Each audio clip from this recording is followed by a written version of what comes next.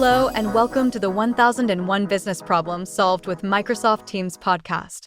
Today, I'm bringing you the second in our series on how to find low-hanging fruit in your business.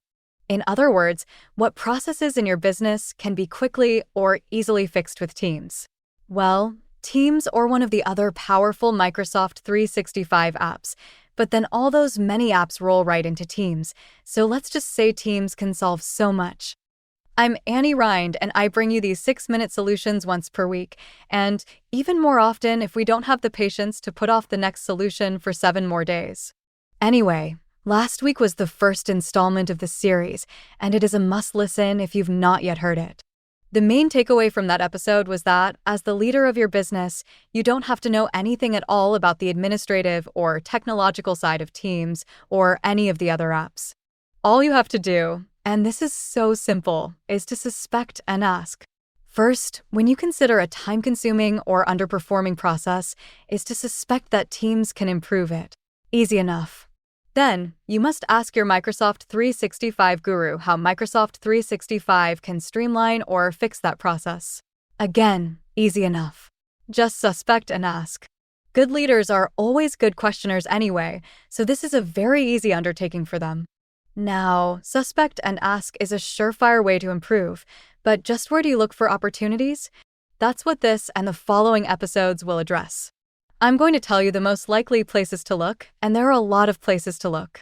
Hence, a whole series dedicated to where you should suspect there is improvement so you can ask that one question of each process. So, drumroll please, here's the first place to look. Do an email inventory. Not just your own, but have your employees do likewise. Look for repetitive emails with the same type of information. Do you get daily or weekly emails from your employees telling you what they did this last week or what they're going to do next week? Do they tell you or your assistant where they'll be each day next week? Do they send you emails with travel expenses? How about emails containing any kind of report? Bottom line, if you get the same type of email over and over and over, then Teams can radically decrease the time and effort you expend. In this case, per our last episode and the suspect and ask rule, you'd say to yourself, Self, I sure do spend a lot of time opening, reading, saving, or deleting these important but repetitive emails. That's the suspect part. Then, ask your Microsoft 365 guru, Hey guru, how can Teams reduce the time and effort we spend on these repetitive emails or reports? So, to describe what you would experience post-solution, we need a hypothetical. Let's say you receive a Friday afternoon email from each of your 10 employees telling you what they accomplished this past week. Your old process would involve opening, reading, and probably saving 10 emails every Friday evening when, let's face it, you'd really rather be packing your fishing poles for that trip to the lake. Well, here's what Teams can do to improve the way you receive recurring information and get you on your way to the lake a few minutes earlier. Technically, the tool used would be SharePoint, the beast that powers Teams. But remember, as the leader, you don't need to know such techie details.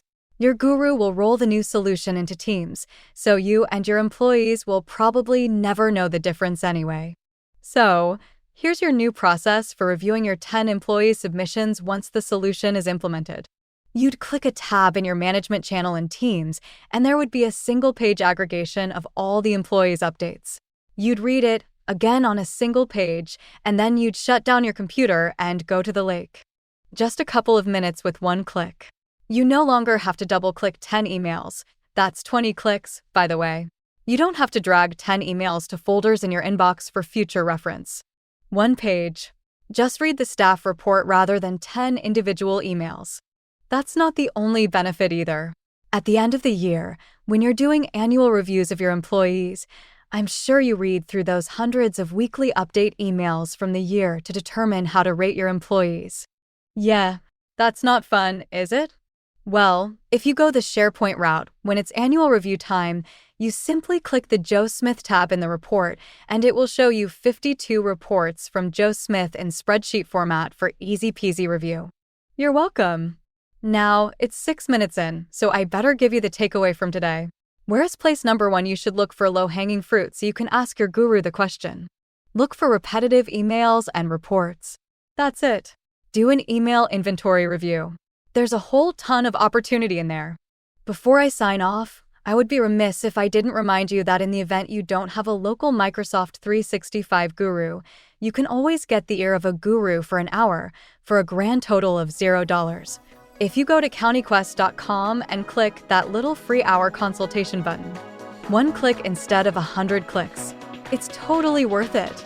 So, until next time, this is Annie Ryan signing off.